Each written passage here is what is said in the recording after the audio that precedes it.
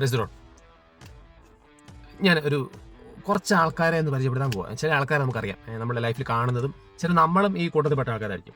നമ്മൾ പ്രാർത്ഥിക്കാതിരിക്കുന്നത്, ചില സമയങ്ങളിൽ പ്രാർത്ഥിക്കാതിരിക്കുന്നത്, മിനിസ്റ്റർ ചെയ്യാതിരിക്കുന്നതൊക്കെ ചില സമയങ്ങളിൽ ചില ആൾക്കാർ അത് ചെയ്യാതിരിക്കുന്ന കാരണം എന്ന് പറഞ്ഞാൽ ആരെയൊക്കെയോ ഭയപ്പെട്ട, ചിലപ്പോൾ പേരൻസിന് ഇഷ്ടമില്ലെന്ന് അത് പ്രാർത്ഥിക്കുന്ന ആൾക്കാരുണ്ട്, അല്ലെങ്കിൽ കൂട്ടുകാർക്ക് ഇഷ്ടമില്ലെന്ന് ഈശോയെ കൊടുക്കാതിരിക്കുന്ന ആൾക്കാരുണ്ട്, അല്ലെങ്കിൽ കൂട്ടുകാർക്ക് എന്നാ തോന്നുന്നോർത്ത് പള്ളി പോയിരിക്കുന്ന ആൾക്കാരുണ്ട്, അവർക്ക് എന്നാ തോന്നുമെന്ന് ഓർത്തുകൊണ്ട് കുമ്പസാരിക്കുന്ന ആൾക്കാരുണ്ട്. ഞാൻ ഇങ്ങനെ എല്ലാ ആഴ്ച കുമ്പസാരിച്ചിട്ടുണ്ടെങ്കിൽ ആൾക്കാരനെ വിചാരിക്കും, അല്ലെങ്കിൽ ഞാൻ ഇങ്ങനെ എല്ലാ ദിവസം പ്രാർത്ഥിച്ചിട്ടുണ്ടെങ്കിൽ ബാക്കി ആൾക്കാരനെ വിചാരിക്കും, അപ്പനെ അമ്മേനെ വിചാരിക്കും, അല്ലെങ്കിൽ ഫ്രണ്ട്സിനെ വിചാരിക്കും എന്നോർത്ത് ഇതൊക്കെ ചെയ്യാതിരിക്കുന്ന ആൾക്കാരുണ്ട്. അങ്ങനെയുള്ള ആൾക്കാരാണോ നമ്മൾ? അങ്ങനെയാണോ നമ്മൾ? 1 പറയുവാണ്, നിങ്ങൾ വിലയ്ക്ക് വാങ്ങപ്പെട്ടവരാണ്, നിങ്ങൾ മനുഷ്യരുടെ അടിമകളാവരുത്. നിങ്ങൾ വിലയ്ക്ക് വാങ്ങപ്പെട്ടവരാണ്, നിങ്ങൾ മനുഷ്യരുടെ അടിമകളാവരുത്. സുഭാഷിതം 16:25. മനുഷ്യനെ ഭയപ്പെടുന്നത് ഒരു കെണി അത്രേ, കർത്താവിൽ വിശ്വാസം അർപ്പിക്കുന്നവൻ സുരക്ഷിതനാണ്. മനുഷ്യനെ ഭയപ്പെടുന്നത് ഒരു കെണിയാണ്, കർത്താവിൽ വിശ്വാസം അർപ്പിക്കുന്നവൻ സുരക്ഷിതനാണ്. ഞാൻ ഏതെങ്കിലും മനുഷ്യനെ ഭയപ്പെട്ട് ഇങ്ങനെ ഈശോയുടെ കാര്യങ്ങൾ ചെയ്യാതിരിപ്പുണ്ടോ? നമ്മുടെ ആത്മാവ് നമുക്കിങ്ങനെ പ്രാർത്ഥിക്കാൻ പ്രേരണ തരുന്ന സമയത്ത് ഞാൻ ഇങ്ങനെ അയാൾക്കെന്നെ വിചാരിക്കും എന്ന് ഓർത്ത് ഇങ്ങനെ മിണ്ടാതിരുന്നാൽ, പ്രാർത്ഥിക്കാതിരുന്നാൽ ഇതിങ്ങനെ ഈ പ്രേരണ അങ്ങ് പതുക്കെ ഇല്ലാണ്ടായി പോകും. പ്രേരണകൾ ഇല്ലാണ്ടായി പോകും. അപ്പം വചനം പറയുന്നത് 5:20, നിങ്ങളുടെ ആത്മാവിനെ നിങ്ങൾ നിർവീര്യമാക്കരുത്. അവിടുന്ന് നമ്മുടെ പാപങ്ങൾ ഏറ്റെടുത്ത് കുരിശിൽ മരിച്ച് ഉയർത്ത് രക്ഷ നമുക്ക് നേടുത്തുന്നു. എന്നിട്ട് നമ്മൾ ഏതെങ്കിലും ഒരു മനുഷ്യനെ ഭയപ്പെട്ട് നമ്മൾ പ്രാർത്ഥിക്കും. ഈശോ നമ്മളെ വിലയ്ക്ക് വാങ്ങിച്ചു.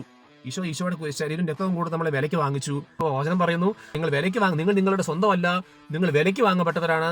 ആകയാൽ നിങ്ങളുടെ ശരീരത്തിൽ ദൈവത്തെ മഹത്വപ്പെടുത്തുവിൻ. നമ്മൾ നമ്മുടെ സ്വന്തമല്ല, നമ്മൾ വിലയ്ക്ക് വാങ്ങപ്പെട്ടവരാണ്. ഈശോ വിലയ്ക്ക് വാങ്ങിച്ചതാ. അപ്പം നമ്മളിങ്ങനെ മനുഷ്യനെ പ്രതി പ്രാർത്ഥിക്കാതിരിക്കരുത്, ആൾക്കാരെ പേടിച്ച് പ്രാർത്ഥിക്കാതിരിക്കരുത്, ആൾക്കാരെ പേടിച്ച് ശുശ്രൂഷിക്കാതിരിക്കരുത്. അങ്ങനെ എന്തെങ്കിലുമൊക്കെ ഉണ്ടെങ്കിൽ, കാരണം വചനം പറയുന്നത് 15:16, നിങ്ങൾ എന്നെ തിരഞ്ഞെടുത്തതല്ല, ഞാൻ നിങ്ങളെ തിരഞ്ഞെടുത്തതാണ്. ഞാൻ 3:50, തിരഞ്ഞെടുക്കപ്പെട്ടവരുടെ മേൽ അവിടുന്ന് കാരുണ്യവും അനുഗ്രഹവും വർഷിക്കുന്നു.